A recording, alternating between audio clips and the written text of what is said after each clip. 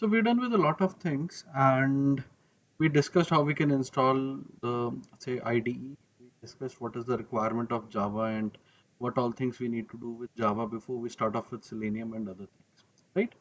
So we understood the concept of Java file and a class file, and we downloaded Selenium jars as well. We configured Selenium jars as well, and we wrote a very simple Java program. Now today we would be starting off with something that is concept of object oriented programming, and then after that we will be discussing the concept of debugging. Okay, concept of debugging is very important, so let us just start write some code and then we'll get to understand that why debugging is important and why say we work with say these things, right?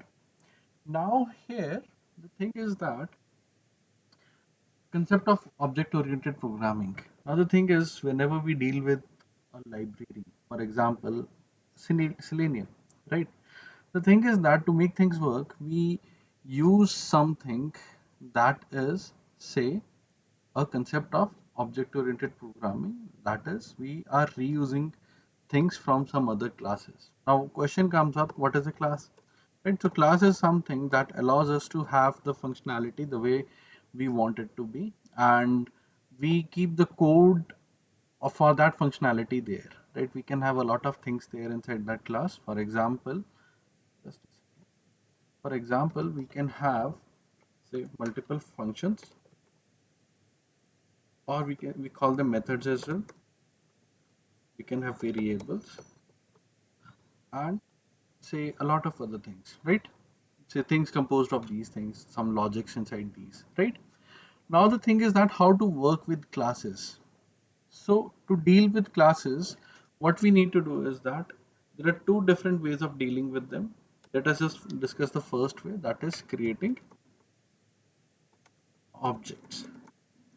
Now this means that to deal with a class, we need to create an object of it so that we can deal with it. Object is something like a door that enables us to have access to the class, the things inside that class, and we can actually keep the things inside that. We can say keep our work there and then we will be getting the results accordingly. Now let us just consider a very simple class. Say suppose there is a class animal, right? Now, animal class has few information that you may want to have stored. For example, name of animal, say number of legs, right? And some other information as well. So the thing is that how would you be able to access this class outside animal class, right? So there are few things that we need to learn now. Let us just quickly get back to IntelliJ. Here, what I'll be doing is I will be creating a new package inside source folder. So right click, new package, and I'll create the package name as day 2. So for every day we will be creating a new package so that we don't get confused with older concepts, right?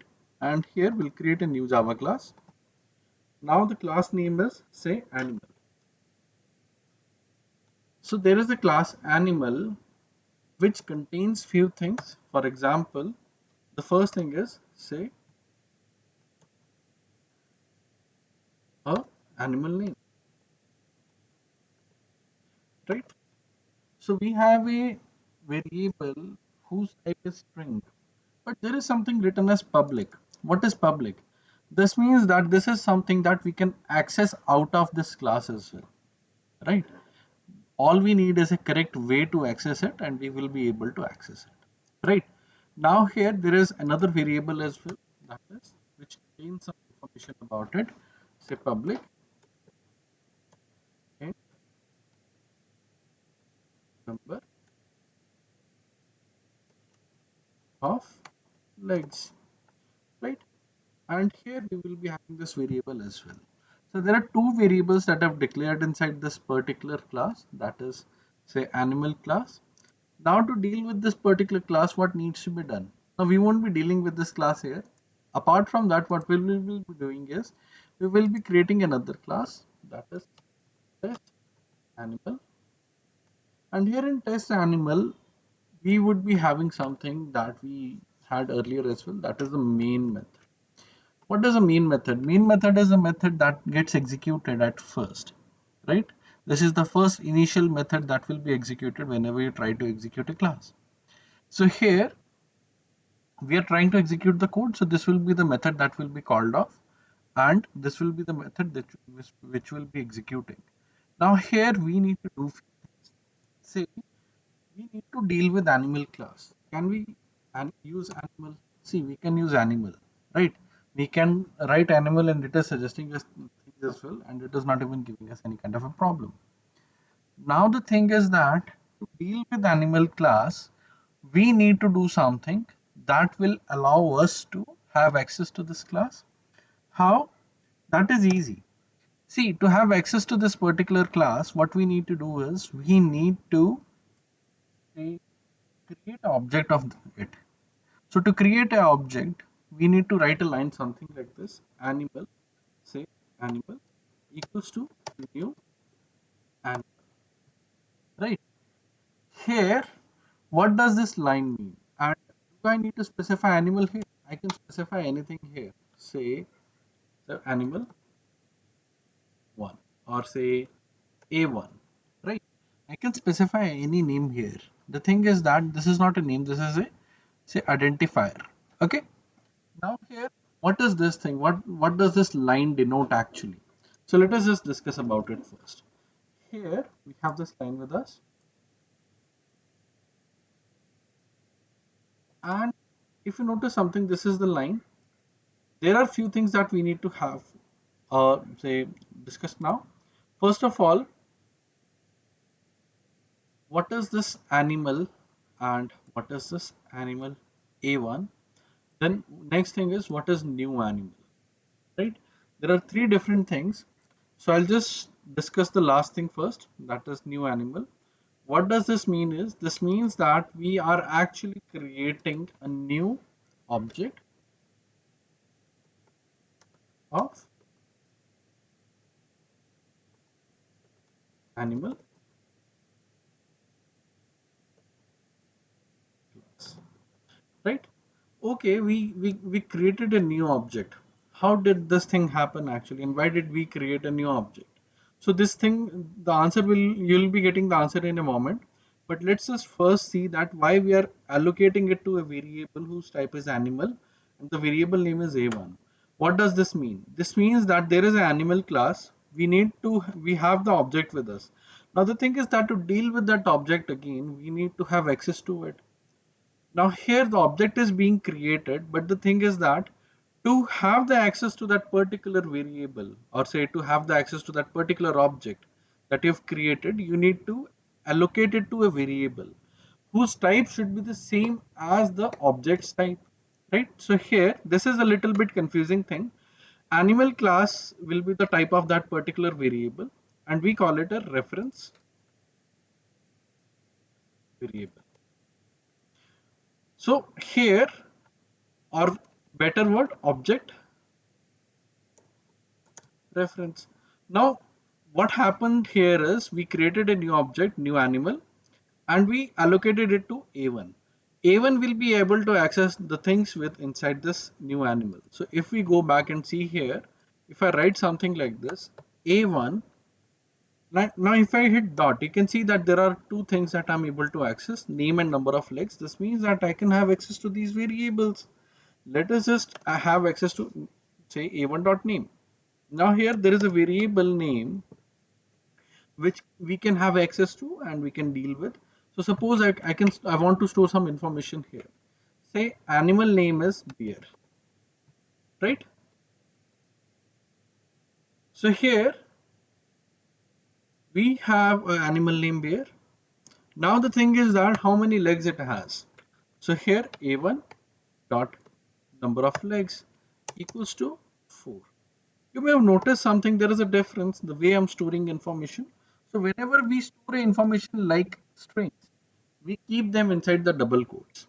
Whenever we store information like numbers, integers, double, float, any kind of that thing, we store them directly. We allocate the data directly. We do not keep that information inside the quotes.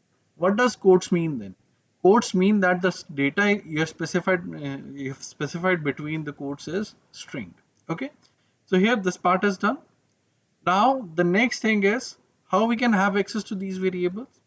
So accessing these variables is very easy. Let us just print these out.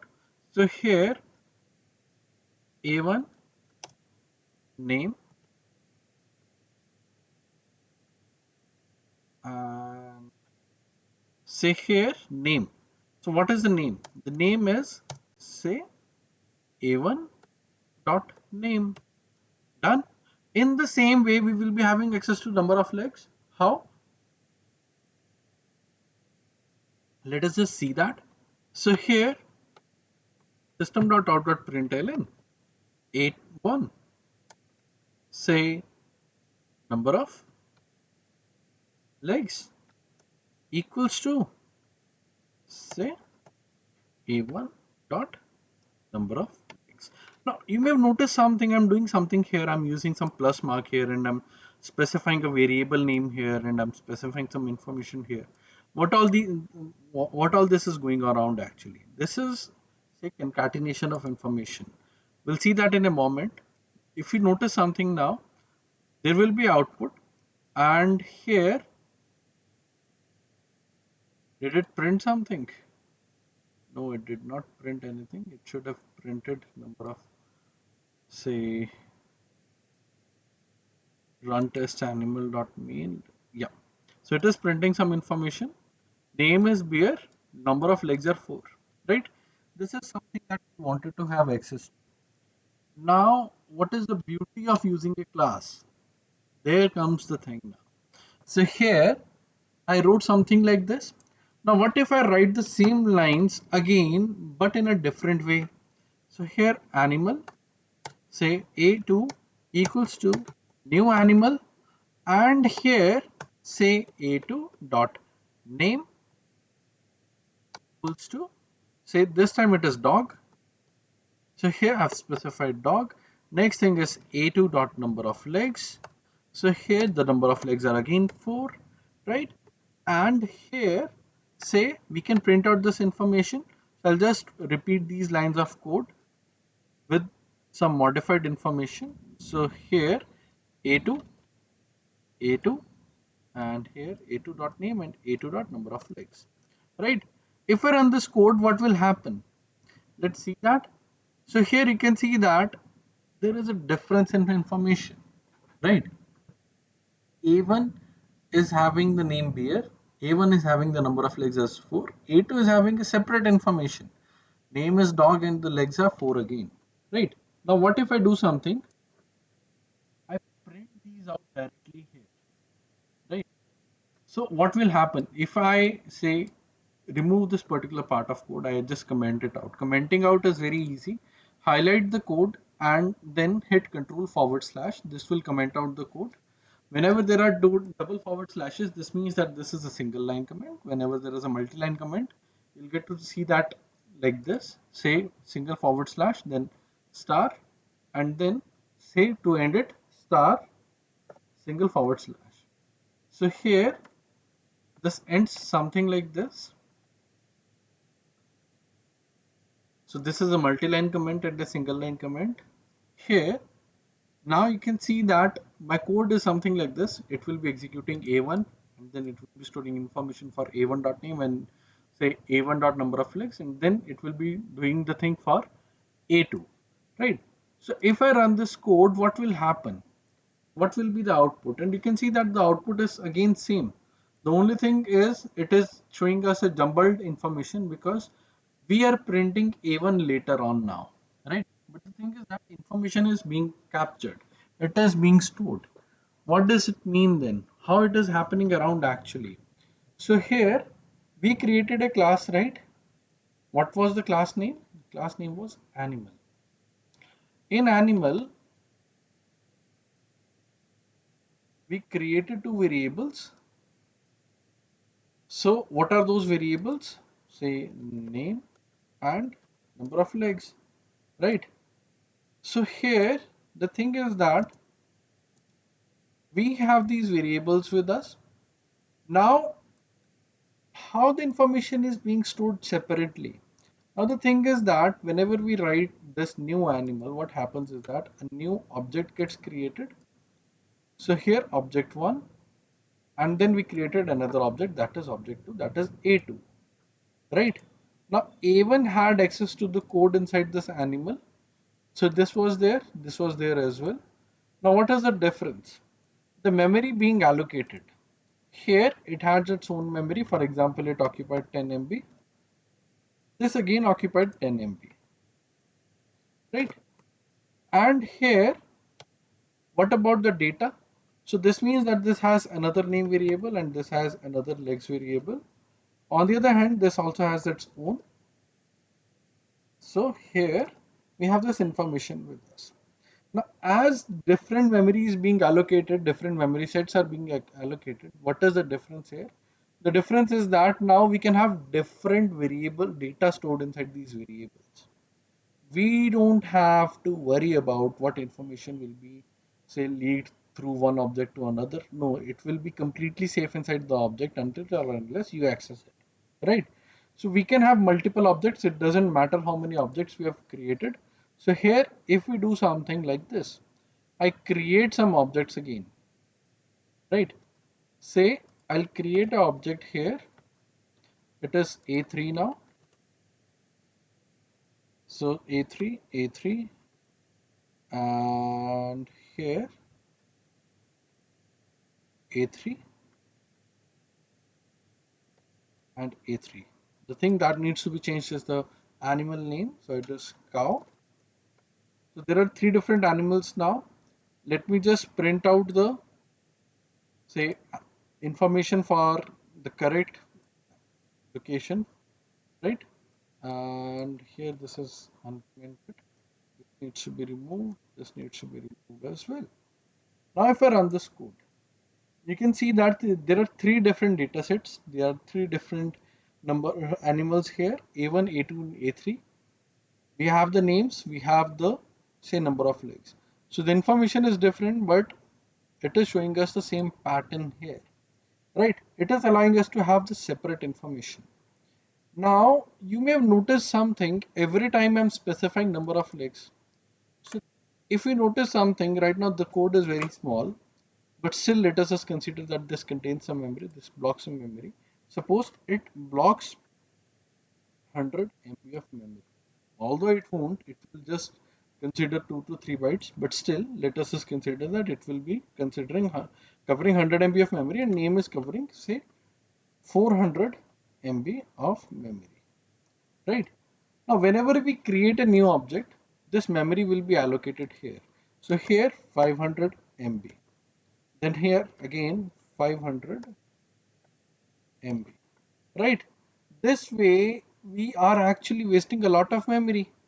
How? The thing is that this information number of legs is repeated. The number of legs in animals will always be 4, right? So here, what we can do in this case, so that we do not waste any memory, because memory is precious, we can do a lot of other things with that memory, right? And the thing is that, what if we accidentally specified wrong number of legs? Then also it will be a huge problem for us, because we need to investigate the issue, where is the problem and how would we be able to rectify that, right? Now here, the thing is that we can do something that would allow us to specify the value of this number of legs once, and then we will be able to access that information anytime we would want to, right? Now the thing is that the information we store inside a class, it gets stored in the form of, in two different forms. First form is, say, static, and next one is non-static. So which one we have discussed right now? We are done discussing non-static. What does this mean? This means that the data will change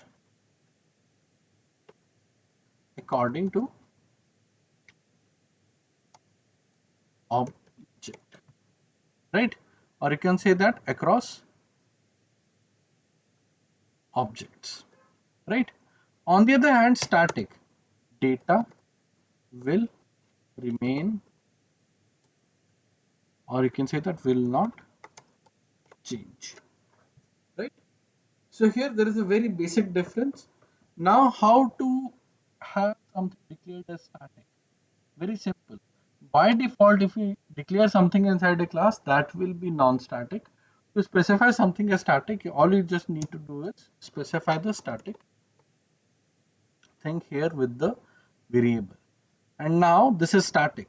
Now, the moment I save this, you will notice something. Test animal will be having some of issues now, and it started suggesting me something. Now here, the thing is that access static via class animal reference. Other thing is that the variable which is non-static, right, can be accessed with the help of a object, but a static variable cannot be have say accessed with the help of a object. Now to access this variable, we need to specify something like this: animal dot number of legs, right? Now we have specified this thing once. I can specify this thing here on the top, right? Now here all we need to do is that we just need to specify the information, sorry, read the information something like this. Anywhere I'm printing number of legs, the only change I need to make is that I need to specify animal dot number of legs. Animal dot number of legs. And wherever I'm using that variable to store the information, I can simply comment it out. Right? Here you can see that now the output is completely same, but there is a huge difference. What is the huge difference? So instead of say wasting some memory, we actually wasted some saved some memory. For example, 1500 MBs were supposed to be used, right? But with the help of this, we actually saved 200 MBs and we actually used 1300 MB. This means that we saved some information, right? We saved some hassle, and the thing is that we saved some memory location as well. We saved some memory. Now here, coming back to this, we can have any number of variables declared like this. Now the thing is, okay, we know now about that what is a static variable and what is a non-static variable. Are there any functions as well like this? Yes. Let us just first discuss about a function. So here, let us just create a very basic function. Say, I would create a say, function that would allow me to print the information, right? So get info. Here, public, say string or say void print info, right? Instead of get info, I'll just create a method print info. Print info, what it will do is it will simply print out two things. Say here name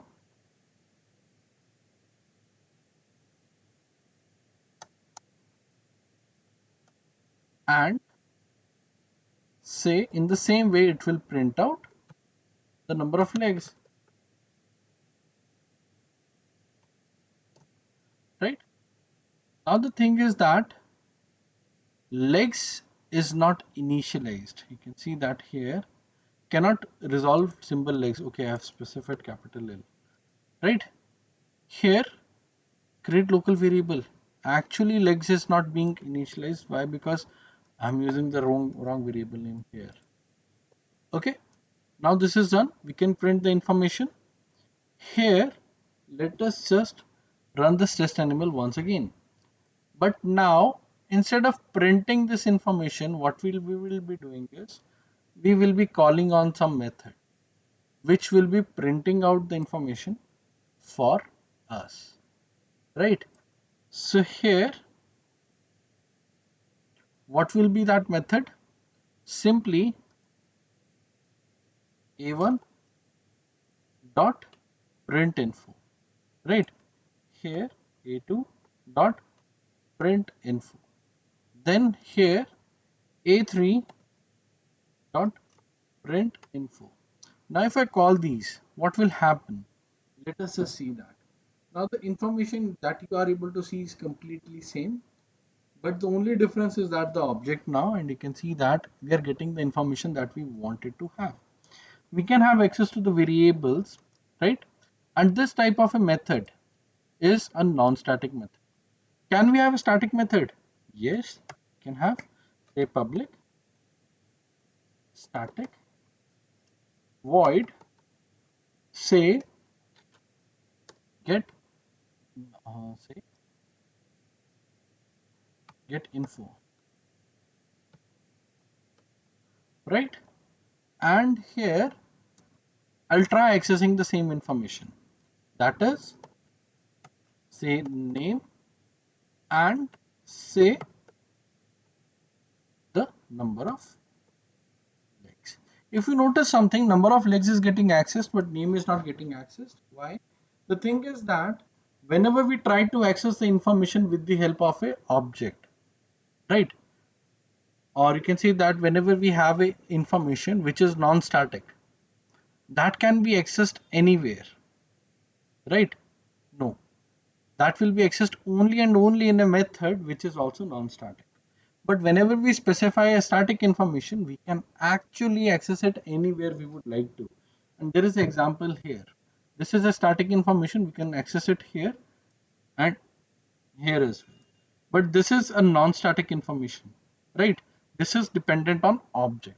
So that is why we are not able to have it here, because we don't know what information it will be carrying, right? So here this makes a little bit difference now. So there are say different methods, and we categorize them in the form of static and non-static. Now to get access to this say static method, let me just comment out the line which is not working actually, right? So here get info will be printing number of legs. Here if I run this test animal, you would notice something, that did I call that method? Oh, I forgot to call that method. Let me just call that method in the ending or in the beginning. Right here, say animal dot get info. Now we can access this get info method only and only with the help of the class name itself. Otherwise, we won't be able to. Right? So here you can see that it is printing 4 here directly. This is the first thing that has been executed, and then there are some say, subsequent things that we did not comment out, so these are getting printed as well. But this is something that we wanted, and this is what we are getting as well, right? Here we have got the information, we have printed that information, right? Now the thing is that what if I would like to initialize the information while I am creating a new object? Is it possible? Yes, it is possible. So here, what if I do something? I create a variable something like this, public animal, and here animal receives some information, right? So here it receives the name. So string name, right? So name of animal. We have got this information. Next thing is number of legs, which is by default 4, so we won't be making any changes here. And here we have created a say function which will be doing something, which will be receiving the information, and we can store that information directly like this. Say name equals to name of animal, right? So we are receiving the information and we are storing that information here inside this particular variable. If I go back and try accessing this information once again, so let me just comment out all the things whatever we have till now. Here animal a1 equals to new animal, right? Now it is expecting name of animal, it is expecting some information. Now here what needs to be done, we need to specify the information here, name of animal, it should be say cat, right?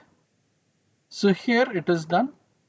Now you may have noticed something, the way we are initializing the object is changed. Earlier we just used to call that method and it's okay. Now here we are specifying some information in between.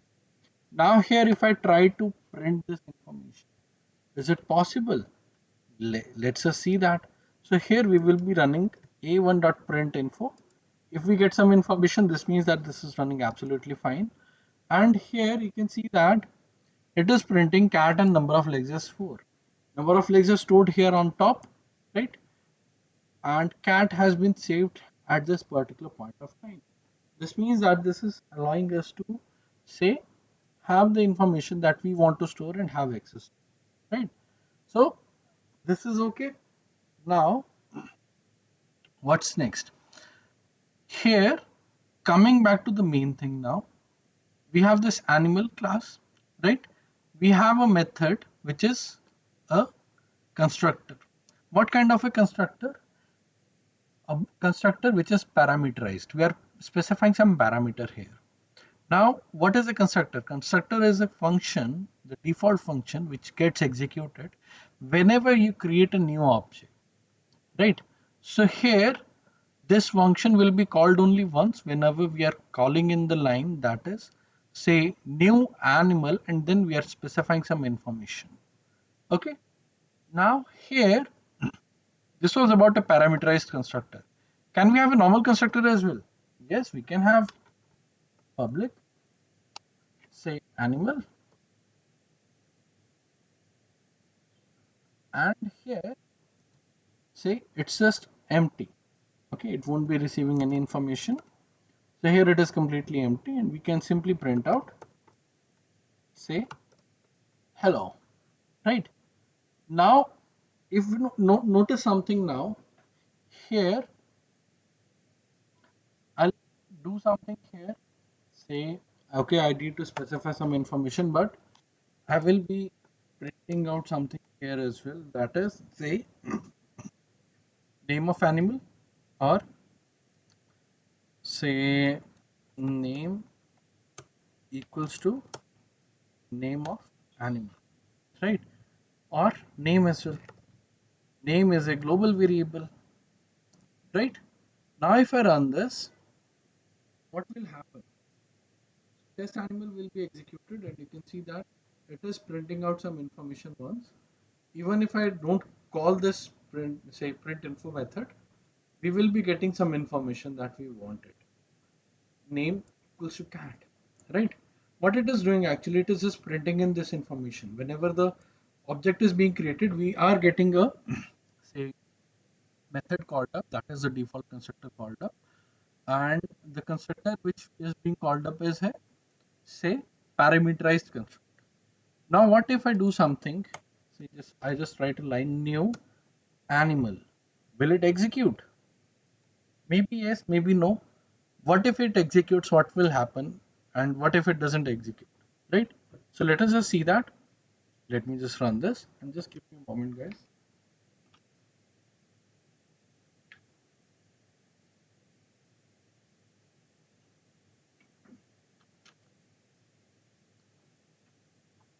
So here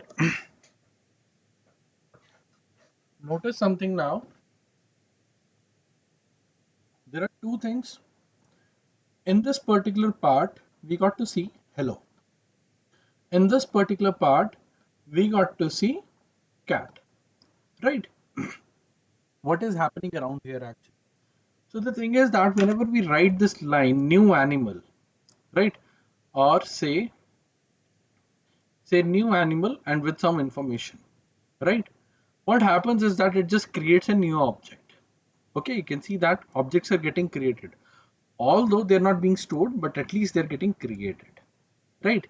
Now the thing is that to have access to these things later on, because there are some functions, there are some variables that we have stored inside these, we won't be able to access them. So that is why we store them. How we store them? We use the name of the class itself. We create a variable name, say a1 equals to, we allocate this particular object to that variable. In the same way, we do that again, and say we create another variable animal a2 equals to, say, new animal, right? So the thing is that the work is same. The only thing different is that now we are storing these objects inside the variables so that we can have access to them later on. Here you can see that if I run it again, the output will be same. There won't be any difference in the output. But there is a difference now. I can do things with the say object now. A1 dot we have the name, we have the method print info, we can print the info. A2 dot print info, we can print the information, right? The name is, shit.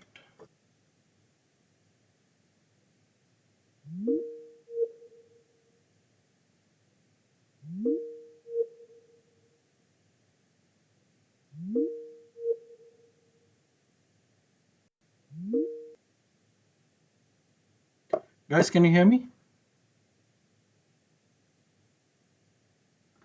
Yes. Okay, so there is a power failure. I'm using the backup internet connection right now. In case if you guys face any kind of issues, just let me know. So here, the object has been created. We need to store the information. A2 does not have any animal name, so A2 dot name. We need to store some information. Simply, we can store any information. Say it is dog, right? So here it has been stored. Now, if I call a2.printinfo, it will be say printing us the information. And here you can see that now we are getting the information. First of all, the objects are getting initialized, so that is why it is printing something like this. Then print info is being called up, so print info is being used, and you can see that the different information is getting printed for different things, right? This means that objects are independent, completely independent, and here we can initialize them the way we want them to be, right? We can specify all the information in one go. If we want that to happen, we can do that, and the benefit is that we don't have to specify the information again like this, right? I can simply specify the information like this, and it will be stored directly, right? Here this is done. Now from the last lecture you will be able to relate something that I specified, this line, right? So what happened here actually? So here, let me just comment on these lines. We don't need them right now. So what happened here? Chrome driver is a class. I need to import it first. So let us just import Chrome driver. Chrome driver is a class. I'm creating a object, new Chrome driver here, which is being allocated to a variable name Chrome driver of type Chrome driver, right? Here, now I can have access to this. So if I specify like this, say Chrome driver dot get. So get is a method created by this particular class, Chrome driver class, and it does something for us. For example, if I specify https www dot google or say qtp selenium.com. I can specify any URL. So let us just go with google.com, right? So here, if I run this, what will happen? First of all, it will be opening up the browser, and then it will be taking us to this particular page, right? That is google.com. This means that there is a get function created by Selenium that does this work. Now, whatever is happening inside, you don't have to worry about. But the thing is that you can see that how we access things, how we specify things, how we access functions with the help of the objects, right? The object is new Chrome driver, which is being allocated to a variable named as Chrome driver with the C in smalls.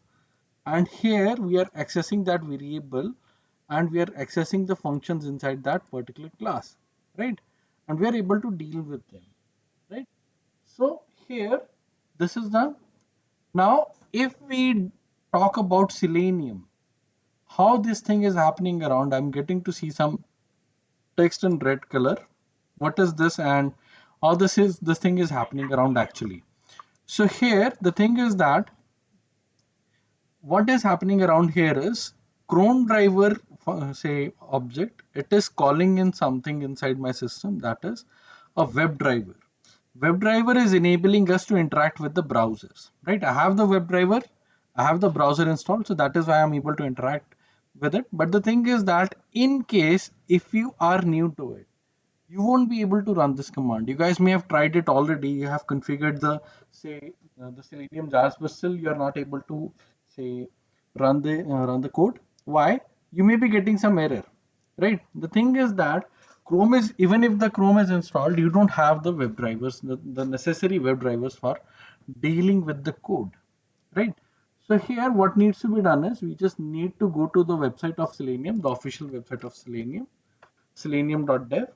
And here what we need to do is we just need to go to the download section. Here in download section, if we scroll down and keep on scrolling, you can see that there is a section browsers. Go here and you can see that these are the browsers supported by, say, Selenium: Firefox, Internet Explorer, Safari, Opera, Chrome, Edge, right? These are the browsers which are supported by this. Now the question comes up, which all browsers we will be using. See, majorly we will be using Firefox and Chrome only, but I will be telling you how to configure Internet Explorer. Configuration of Edge is same as Google Chrome, so you don't have to worry about the configuration of Edge. If you are done configuring Google Chrome, you will be understanding how would you be able to configure the, say, Edge as well. Let us just first go with Firefox browser. So here we click on the supported platforms, and here you can see that there are few things mentioned here. There is something written as Gecko driver releases. If I click here, it will be taking us to a page where the latest release is 0.29.0, which was released 5 days back. Right now, the thing is that to interact with the browser, there is a file that needs to be downloaded, and to be specific, it needs to be downloaded according to your operating system. Right. So here, what operating system? I'm using 64-bit version of Windows, so I will be downloading this one. You guys, if you guys are using Macintosh, you need to download this file. If you guys are using Linux, then you need to download one of these files, right? So here, click on this. The download will start immediately. You can keep the file the way in a location wherever you want to keep it. And the thing is that this file contains something. What does it contain actually? So let us just see that. If I open this file, you can see that there is an exe file for me as I'm using Windows. Now this exe file needs to be kept somewhere. Where? Just decide a folder where you want to keep the files. Of one single location where you will be keeping all the exes for the web drivers. Right? For example, I have kept the location as essentials, then WebDriver, and here I've kept the file geckodriver.exe. In the same way, we need to download the Chrome driver as well. So let us just go back, and here browsers, Chrome documentation, and here it will be a different page, right? Because the web drivers are maintained by the browser companies itself. Selenium does not develop the web drivers. The companies develop the web drivers themselves, right? Because they know how they've created the browser, so they create the web drivers themselves. Now here, the thing is that for Google Chrome, you need to download the version, the same version as you're using. For example, let me just cross check which version of Google Chrome I'm using. I'm using 87.0.4280. So I need to download 87.0, right? And you can see that it is 4280 as well. So this is the version that I need to download, right? Click here. It will be taking you to a page which file you need to download. Now here you can see that there is no Win64. This means that you need to download Win32 only. Click here. It will be downloaded in a moment. Once it is downloaded, what's next? You need to extract the file in the same location. Here you can see that this has been already extracted and kept here, right? So this is something that we need to do. Now we have downloaded the files, we have kept the files. In the same way, we need to deal with the, say, Internet Explorer as well. So expand this, go to Internet Explorer. There is a configuration that needs to be done now. And here it is giving you some things that you need to do. What we will be doing here is actually, I'll just go back. Just a second, I just close that tab. Let us just go back, and instead of configuring Internet Explorer from here, let us just scroll up. Right here, if we keep on scrolling, there is a web driver here developed by the Selenium team, right? The version is 3.150.1. This is something that you have to download. I'm using 64-bit window version of Windows, so I will be downloading this version. In case if you're using 32-bit, you need to download this file. In case if you're confused, go with the 32-bit version, right? Now click here. It will be getting downloaded. The same thing you need to do, you need to extract this inside this particular folder, and you can see that I have the IE driver server here. Although IE is deprecated, but still many of the companies use these. Majorly in the banking segment, companies won't be migrating to other browsers soon. So here you need to know how to configure Internet Explorer, right? Now here we have these files with us. What needs to be done here, right? So now, just a second, guys. I just want to cross check whether my other internet has started working or not.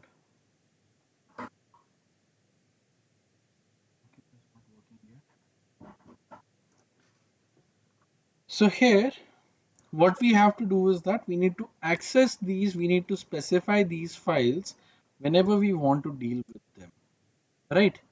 So here, to deal with the browsers, what we need to do is, let me just replicate the issue, what issue you will be getting to see, right?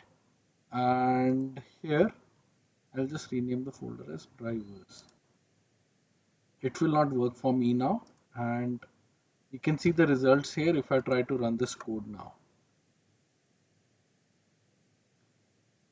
The error you will be getting is something like this: the path to the driver executable must be set by this, right? WebDriver.chrome.driver system property, right? This is the same error you guys will be seeing, right? Now, what we need to do here in this case to rectify this problem, first of all, we need to set up property. So system class dot set property. What is the property? The property is, say, WebDriver dot Chrome dot driver, right? And what is the value? So comma, what is the value? The value is the path of that particular file. What is that path? So here in essentials, we have this particular path, right? Here, this is the file. So here, this is the file name. Now what needs to be done is you need to paste this path. Now you can see that by default double backslashes are coming up. Just replace them with single forward slash. Okay. So here single forward slash. Now you can see that the things are done. If I run this code now, will it execute? Let us just see that. So here, as I've configured my Google Chrome, you can see that now it is able to access the browser and we are able to get to google.com. In the same way, let us just see for Firefox. So here, let me just comment out this part of code. For Firefox, what needs to be done? Say Firefox driver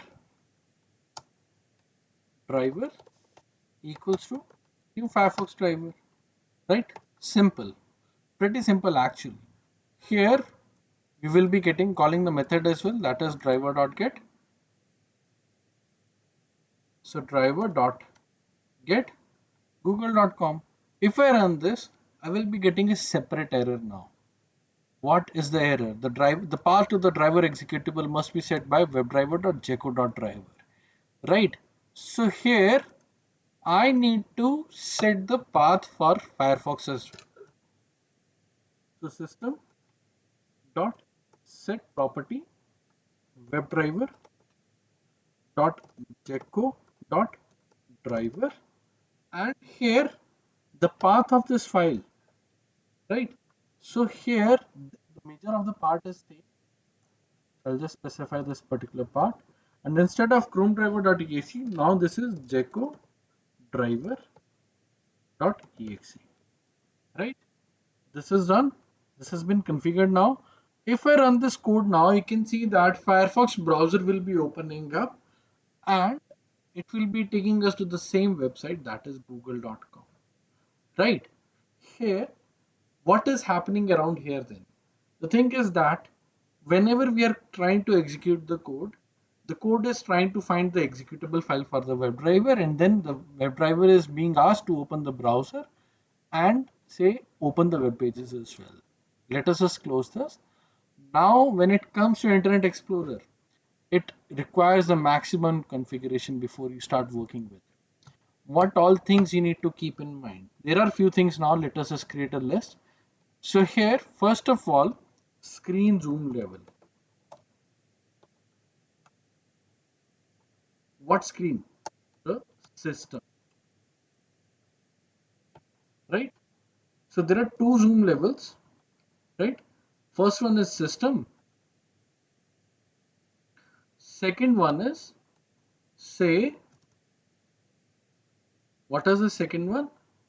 So the second one is the browser itself. Both should be at 100% only. Do not make any change. You won't be able to work with it otherwise. Right? Next thing, we need to disable few things, and that is protected mode. How to do both of these things? Let us just see that. For say display zoom level, go to display settings, right click on the main screen and go to display settings. Here, scroll down a bit and you can see that there is a option of scale and layout where the percentage may be 125%, 150%, or maybe it is 175 or 200%. Make sure that it is set to 100% only. The way it is set for me, I'm not able to change it because of the resolution, but if I change my resolution, it will be changing. So keep it to 100% by default.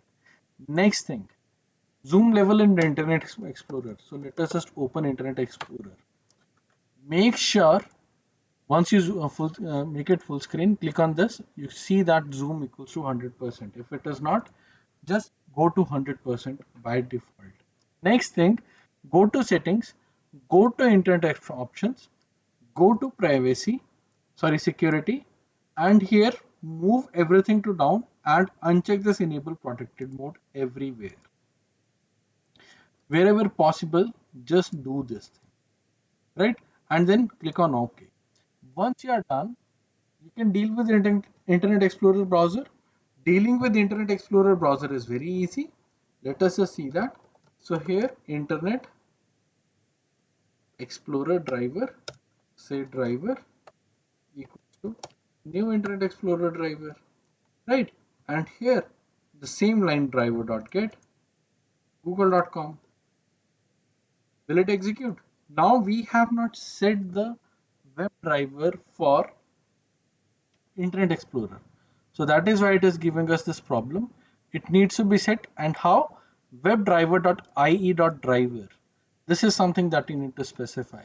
So here, system dot set property, say webdriver.ie.driver, comma, the path. So this is the path. So here the path is done, but the file name. The file name is iedriverserver.exe. Highlight the file, hit F2, hit Ctrl A, Ctrl C, and click outside, and then paste this file name here, and you're good to go. Now, if I run this code, you would see something that here the browser is opening and it is taking us to google.com. This means that I'm successfully able to configure my Internet Explorer browser to deal with the Selenium code. Let us just close it now. Now here, what has happened actually, right? So the same thing, instead of say Firefox or Google Chrome, we are opening up, we are dealing with the Internet Explorer browser, right? Now, the thing is, would you guys be able to work with it? Yes, you guys will be able to work with it now. All you need to specify is this particular line which tells where the web driver is located, right? Try this, guys. and I'm pretty sure that you guys will be able to work with it. In the next lecture, we will be discussing how to get rid of this line and run the code directly without specifying this particular line. Okay, this was for today's lecture. If you have any queries, you can feel free to ask now.